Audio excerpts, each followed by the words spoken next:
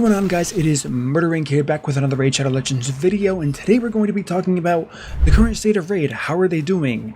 How are they competing with other games? I'm curious about this, and there is a go-to website that I use to track this. Many websites do this, but I prefer Sensor Tower. I've cross-checked their information with past reports that Plarium and Aristocrat have released for Raid Shadow Legends. It's the most accurate that I've seen out of every single one. Lots of games and lots of companies are under this website, and they do a really good job with their estimations on their revenue by month, the downloads. So the question is, how is Raid doing? So before we go into the video, kind of think to yourself, and I would be kind of curious to see what you guys think. So kind of give me a before and after in the comments here. How do you think Raid is doing now?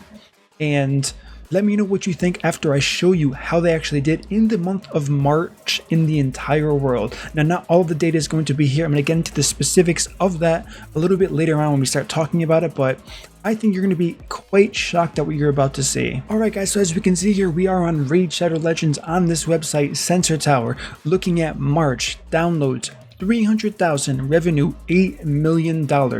And once again, that is for March 2021 worldwide. However, one thing to keep in mind here, this is for iTunes only. Now, I've seen someone link this before. They were like, wow, Raid's dying, they're not doing that well. This is just for iTunes. We're going to go over the other sections after this, but you can see kind of the review breakdown here. Not a ton going on for the iTunes store. I mean, I'm an iPhone user myself, and I can tell you that most people don't use this review thing. What is interesting is the category ranking history on the bottom here.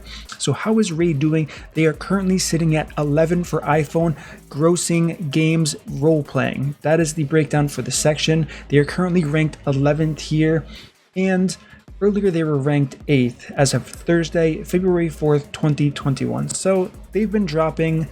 I'm not really sure what's causing them to drop. I doubt it has to do with Raid. I think it really has to do with the other games in this genre. So this chart probably doesn't mean as much here. There seems to be a trend of every time they do release a new game to when that new game is kind of circulated into the system and it's pre-adjusted to the current top games there, so everything kind of returns. It does look like we're on one of those slumps now. So realistically, Raid is 5, 3, 3 again. So 3 or 5, it looks like it's been at 3 and 4 for quite some time now. So things are in fact staying pretty static as far as Raid Shadow Legends go for the iTunes store. And like I said, 200,000 downloads, $8 million in the month of March. That's a lot. So now what we're going to do is we're going to look at Raid Shadow Legends for Google Play Store. 800,000 downloads, $13 million in revenue for March 2021. So obviously, and pretty much as I expected, because I have my own analytics that I do track for content creating, more people are not using iPhones, more people are using either Android emulators or Android phones using the Google Play Store to play this game. And here you can see significant difference in the amount of users who are using this and who are using the review system. And somehow, for the most part, like we can see here, February 16th, it was more negative than positive, but we are seeing a ton of positive reviews. So overall, Raid is doing pretty decent. I would be curious to see what the reviews look like during clan versus clan, because obviously the community and the people actually playing this game are very different. There's always that loud minority of people saying everyone feels like this is terrible, and then there's the actual statistics of the game saying, well, maybe that's just not the case. Now, there can be a counter argument there. Maybe they are just paying for positive reviews. I mean, it's possible. It doesn't look that likely because everything's kind of random here. Maybe there's some algorithm they're using. I don't know. Seems like a waste of money because I never look at reviews for games before I play them. I make that decision for myself and then continue on here. Okay, so this is sorted by top overall. We don't want that. We want the top grossing roleplay game. And okay, so Raid is actually ranked number 1 for top grossing with the category of role-playing. And for those of you who don't know, Raid is considered a role-playing game, so they've been fairly consistent overall here, not the fluctuations that we did see with the iTunes store. There have been a few things that happened that did push this to number 2. It's more likely than not, once again, that this is the release of a new game onto the system here. But even when you look at the rating breakdown, 909,000 positive 5-star reviews, 155,865 1-star reviews. So much for that spam 1-star review kind of riot, whatever people were trying to do. How did that work out? Raid is still doing awesome. And this isn't just me saying, oh, look at Raid, I'm glad, I'm happy with the current state of the game.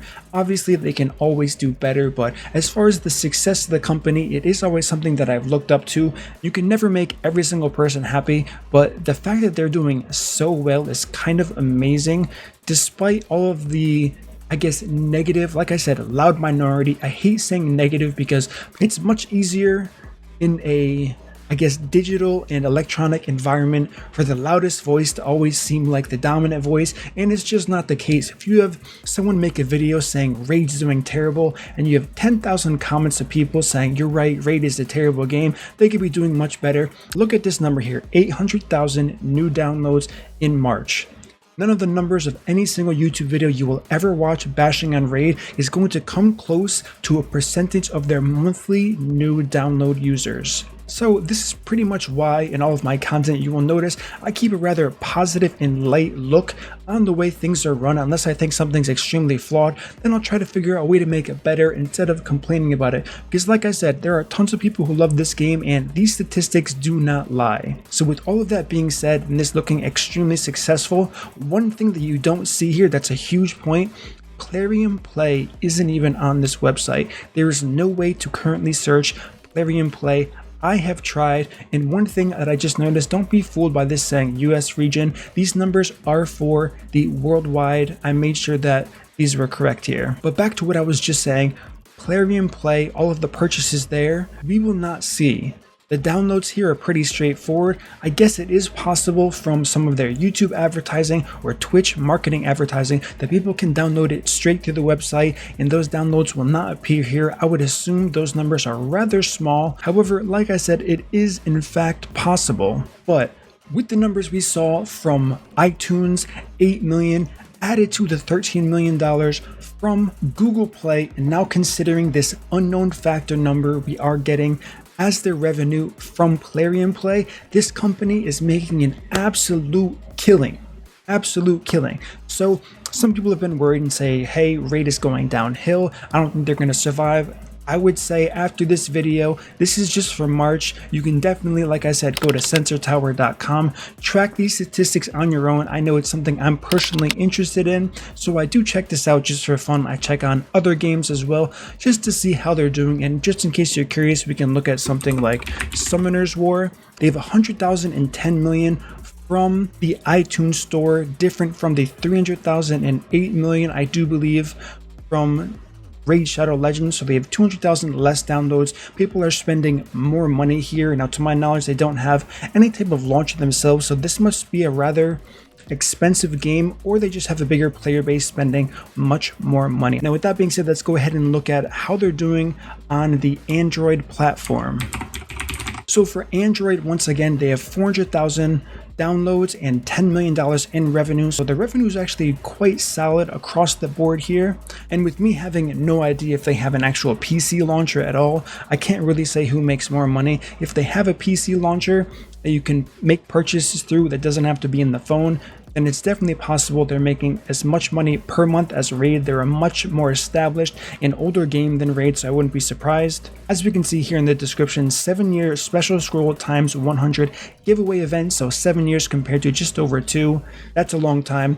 So if they don't have a PC launcher, obviously Raid is making a lot more money than Summoner's War. If they do, it's very possible they are close. So I just figured I'd throw that out for a comparison there. Give me your guys' thoughts, give me your feedback. I know I did ask you at the start of this video, what do you guys think? What are you feeling now after you've seen this? What's the before and after? Was it completely different than you expected? Were you expecting a lot worse reviews, a lot more negativity about Raid financially on these websites as far as the ratings go, where they're rated in the overall brackets, so on and so forth? Hopefully this theme kind of hit home. I'm not really here trying to convince you on how you should think about this game. It's definitely up to you. I'm kind of just explaining my side of things, why I always remain positive here, because there are so many players playing this game who will never watch YouTube, who will never watch Twitch, who just thoroughly enjoy this game, and they don't really care what happens because a lot of these changes in a sense are very small and it's kind of hard to get bothered by them unless you're extremely passionate about these games, like the people who are actively looking up these guides. Then it's definitely a much bigger deal. So give me your feedback, let me know. Once again, were you expecting this? Were you not expecting this? How do you feel about the numbers and the money they're making?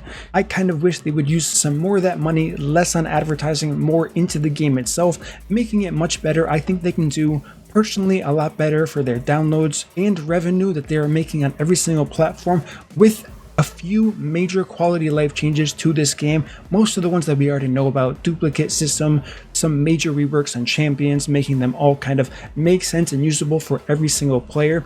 But that's going to conclude my video today on this topic. Let me know what you guys think. I don't think I've ever done a video like this before, so give me your feedback on how you felt about it. As always, guys, if you enjoyed this content, don't forget to subscribe, like, comment, and I will see you all in my next upload.